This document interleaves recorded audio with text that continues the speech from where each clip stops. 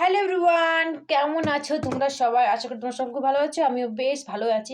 আজকে আমি বাড়িতে একাই আছি, কারণ আমার মা আর আমার ভাই গেছে মা বাড়ি। এই তো একটু আগেই বের হলো। তো মা বললো কিছু রান্না করে খেলি, মানে ভাত রান্না করে খেতে বললো। তো আমি এতটাই লেতখোর যে ভাত রান্না করা তো দূর, আমার কিছু রান্না করতে ইচ্ছে করছিল না। তো বাড়িতে আছে ডিম, তো আমি এখন ডিম মানে ডিমের অমলেট বানাবো আর করবো ফুলকপি বড়া।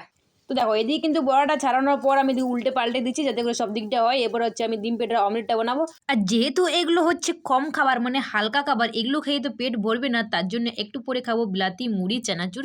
জানো, মা যাওয়ার আগে তোকে বলছিল যে আমি রান্নাটা করে দিই তারপরে যাবো, কিন্তু আমি ভাবলাম যে মায়ের লেট হচ্ছে, মা যাক।